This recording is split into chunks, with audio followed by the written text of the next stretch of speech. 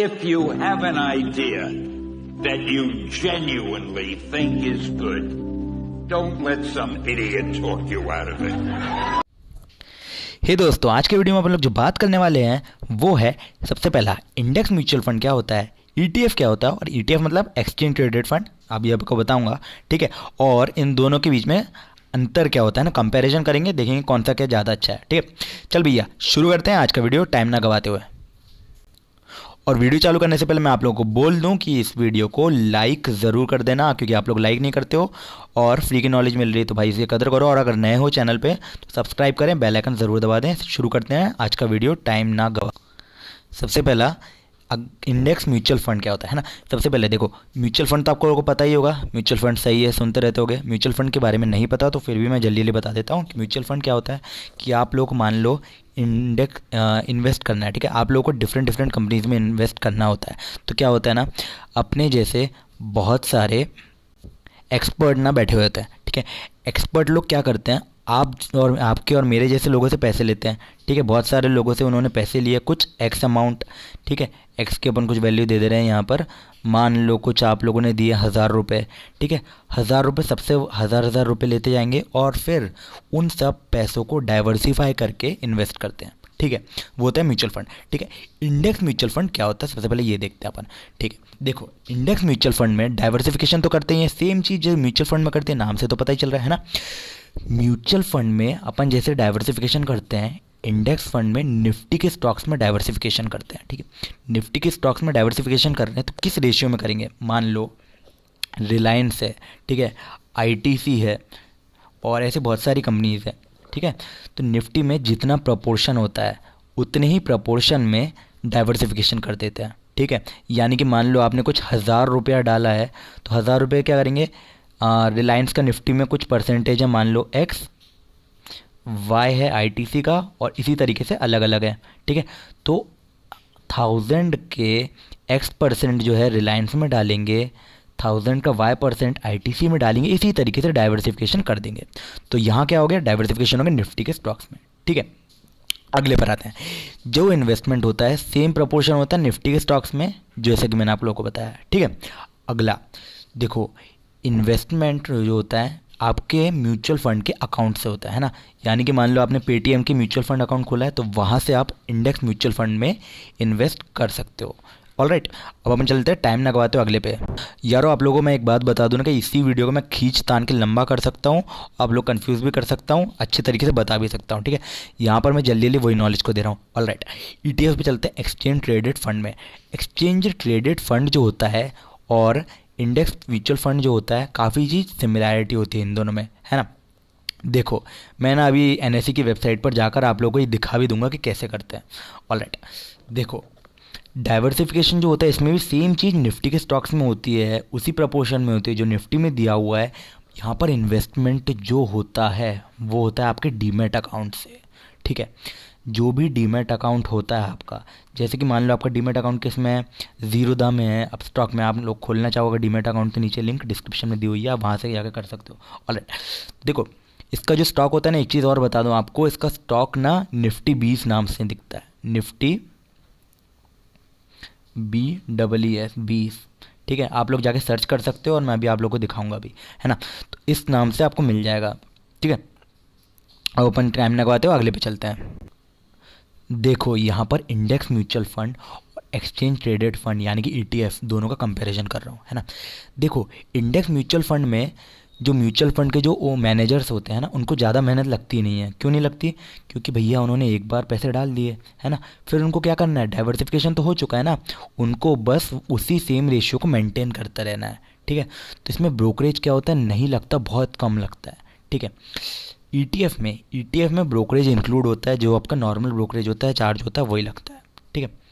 इसमें जो होती है लिक्विडिटी की कोई प्रॉब्लम नहीं होती। क्यों, क्योंकि आपका जो मैनेजर होता है ना, मैनेजर या एक्सपर्ट होता है, वो लिक्विडिटी की पूरी दिक्कत, पूरा प्रॉब्लम वही संभालता है ना। लिक्विडिटी मतलब मान लो कि आप स्टॉक बेचना चाह रहे हो तो कोई ख़रीदार भी तो होना चाहिए ना, वो उसको अपन लिक्विडिटी कहते हैं। लिक्विडिटी की प्रॉब्लम होती है, जितने ज़्यादा लोग खरीदार और बेचने वाले होते हैं उतनी लिक्विडिटी ज़्यादा होती है। ऑलराइट, अब देखते हैं अपन एक्सचेंज ट्रेडेड फंड में। ईटीएफ में अगर आप मान लो निफ्टी 20 के स्टॉक को बेचना चाहते हो, ठीक है, पर कोई ख़रीदारी नहीं है, तो वो एक प्रॉब्लम बन सकती है ना। सेम चीज़ बाइंग में भी होती है, अगर आप ख़रीदना चाहते हो लेकिन कोई बेचने ही वाला ही नहीं है, तो वहाँ भी प्रॉब्लम हो सकती है, ठीक है। इसमें देखा अपने ये दो कंपैरिजन कर लिए है ना। इसमें देखो अपन कितना एक मिनिमम अमाउंट डाल सकते हैं। इसमें ना अपन 500, कई इंडेक्स म्यूचुअल फंड का अलग अलग होता है, यहाँ का मैं बता रहा हूँ 500 एक जनरल होता है ना। 500 मिनिमम अमाउंट डाला, उसके बाद आप कितना भी ज़्यादा डाल सकते हो, कितना भी कम डाल सकते हो, ठीक है। मान लो स्टॉक की NAV चल रही है 1000 पे, ठीक है, तो आपको 1000 मिनिमम डालना पड़ेगा, ठीक है, ऐसा। और मान लो कि अगर यहाँ पर ना सेम चीज़ अलग चल रहा है, तो जितना भी NAV का होगा आपको उतना अमाउंट डालना पड़ेगा, ठीक है। सेम चीज़ अब यहाँ पर अपन चलते हैं, इन्वेस्टिंग मल्टीपल में होते हैं यहाँ पर, है ना। मल्टीपल में कैसे होती है, देखो इसका मान लो निफ्टी 20 का एक स्टॉक चल रहा है, कुछ स्टॉक टाइप का ही आपको नज़र पड़ता है, ऐसा कुछ अंतर नहीं पड़ेगा इसमें। इसमें मान लो कुछ चल रहा है 100 रुपये पे, तो आपको 100 रुपये का ही डालना पड़ेगा। 1000 रुपये 1000 रुपये। अब आप इसी के मल्टीपल में और डाल सकते हो, है ना। यानी कि अगला स्टॉक आपको लेना है तो 200 का लेना पड़ेगा, ठीक है। 2 लेने हैं तो 100 का एक, 200 के 2, ठीक है। सेम चीज़ यहाँ पे 1000 का एक है तो 2000 के 2 होंगे, ठीक है। तो सेम अंतर पड़ता है ना। मैंने आप लोगों को सब कुछ बता दिया है। अब मैं आप लोगों को एक काम करता हूँ कि वेबसाइट पर ले के एक्सचेंज ट्रेडेड फंड यानी ETF के बारे में एक बार दिखा देता हूँ, है ना।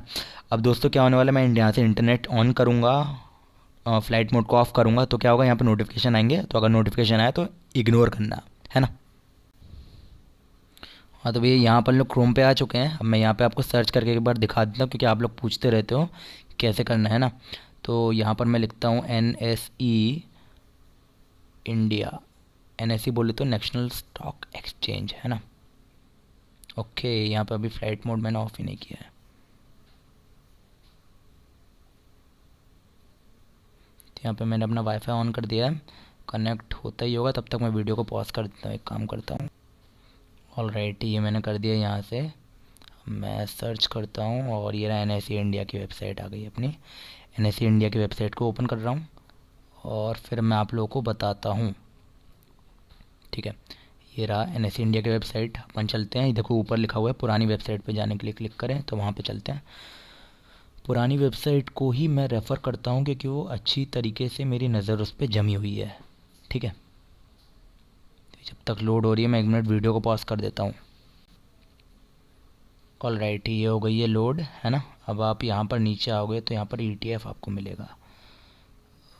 ETF दिख रहा है क्या कहीं पे, ये रहा, राइट, ये देखो ये रहा, है ना। तो अब इस पर क्लिक करता हूँ मैं। ऑलराइट, ये हो गया ETF, ठीक है। इसमें आप ना ETF के बारे में पढ़ सकते हो, यहाँ पर ये पूरा इतना पूरा पढ़ सकते हो। और बहुत सारी चीज़ें मैं आपको बताता हूँ, इसमें 2-3 अच्छी अच्छी चीज़ें भी होती हैं, ठीक है। यहाँ पर आप प्लस पे जाओगे तो ये और ज़्यादा चीज़ें होंगी। इसमें कंपैरिजन भी आता था, है ना। ये रहा, देखो ये रहा comparison with ETF and mutual fund, ये सब जा सकते हो। स्ट्रक्चर के बारे में, एप्लीकेशन, है ना, क्रिएटिव, इन सब के बारे में आप चाहो तो और पढ़ सकते हो। ये ज़्यादा बीच में हो गया तो आप यहाँ से देख लेना, ऑलराइट। और फिर सेम चीज़ हिस्टोरिकल डेटा पे भी जा सकते हो और करंट मार्केट में जहाँ पर अभी अभी क्या क्या हो रहा है, ठीक है। अगर आपको देखना है कौन से ETF हैं अगल बगल, तो ना आप लोग क्या करना है, यहाँ पर सर्च करना है ETF, ये लिख के जैसे सर्च करोगे तो आपको पूरे ETF यहाँ पे दिखा देगा वो। या ये तो अभी एक ही दिखा रहा है यहाँ पे, ETF, ऑलराइट। इसमें लिस्ट पूरी नीचे आ गई है। तो यहाँ पर जितने भी ETF दिख रहा है, और ये ना ये रहा। अब देखो यहाँ पे ये पूरी ETF की लिस्ट आ गई। जो जो भी ETF है सबके अलग अलग चलते हैं। इसके पहले क्या होता था ना, ये जो निप्पॉन इंडिया ETF है, ये सबसे पहले रिलायंस का हुआ करता था। अब पता नहीं अनिल अंबानी जी का था, अब पता नहीं इसको क्या हो गया है, शायद मे भी कुछ असर पड़ा है इन लोगों पे। ऑलराइट दोस्तों, ठीक है, ये हो गया। मैंने आपको जो जो भी बताना था आपको बता दिया है। मेरे पापा का मिस कॉल पड़ा है। ऑलराइट दोस्तों, आज के वीडियो में इतना ही। मैंने आपके लिए इतनी सारी जो मेहनत करी है उसकी प्लीज़ कुछ कदर करो, ठीक है। लाइक कर दो, शेयर करो। शेयर किसके साथ करना, आपके जितने भी दोस्त हैं ना सबके साथ शेयर करो यार। आप लोग शेयर नहीं करोगे ना तो यार मज़ा नहीं आएगा, ठीक है। 1 या 2 ग्रुप में ज़रूर डालो अपने व्हाट्सएप के, ठीक है। तो शेयर करो, सब्सक्राइब करो, लाइक करो, कमेंट करो यार। कमेंट करो आपके क्या व्यूज़ हैं, आप किस में इन्वेस्ट करना ज़्यादा सही समझते हो, ठीक है। आप वो सब चीज़ें हमको बताओगे ना तो सब लोगों को पता चलेगी, सबका फ़ायदा होगा, आपका भी फ़ायदा होगा। ऑलराइट दोस्तों, इसी के साथ थैंक्स फॉर वॉचिंग। अपन मिलेंगे अपने अगली वीडियो में, तब तक के लिए बाय बाय। दोस्तों एक चीज़ और मैं आप लोगों को कहना चाहता हूँ, अगर आप कुछ अच्छी किताबें, अच्छी बुक्स पढ़ना चाहते हो तो सबकी लिंक्स मैं ना नीचे डिस्क्रिप्शन में डालता हूँ। आप जो नीचे लिंक्स देखते हो ये सब अपडेट होती रहती है, मैं टाइमली अपडेट करता रहता हूँ, आप लोगों के लिए बहुत मेहनत करता हूँ। ऑलराइट, तो आप वहाँ से जाकर अच्छी किताबों को पढ़ सकते हो, अच्छी लिंक्स को ले सकते हो, है ना। और अगर आपको कुछ और जानना है तो आप मेरे को कॉन्टैक्ट भी कर सकते हो, ईमेल आईडी भी नीचे दी हुई है, ठीक है। और अगर आप ये ETF में या फिर इंडेक्स म्यूचुअल फंड में इन्वेस्ट नहीं करना चाहते, इतना पूरा झमेला नहीं पालना चाहते, इनसे भी हाई रिटर्न लेना चाहते हो, तो आप क्या कर सकते हो, मेरी सेवा को ज्वाइन कर सकते हो। मैं यहाँ पर क्या करता हूँ, मैं जो भी स्टॉक जब भी बाय करता हूँ मैं उसको आप लोगों को बता देता हूँ, ठीक है। तो आप भी सेम स्टॉक को सेम डेट पर ले सकते हो, अपना फ़ायदा उठा सकते हो और अपने पोर्टफोलियो को ग्रो कर सकते हो। दोस्तों मेरी ये सेवा को ज्वाइन करने के लिए आपको क्या करना होगा, नीचे मेरा व्हाट्सएप नंबर और ईमेल आईडी दोनों डिस्क्रिप्शन में दिया हुआ है। आपको सिर्फ मेरे व्हाट्सएप पर जाना है और मेरे को एक मैसेज करना है, I want to join your portfolio, और बाकी सब आप कर सकते हो, मैं आपको बता दूंगा, ठीक है। 1 टाइम पेमेंट है, लाइफ टाइम एक्सेस है, तो आप लोग चाहो तो ज्वाइन कर सकते हो। ऑलराइट दोस्तों, आज की वीडियो में इतना ही, तब तक के लिए थैंक्स फॉर वॉचिंग।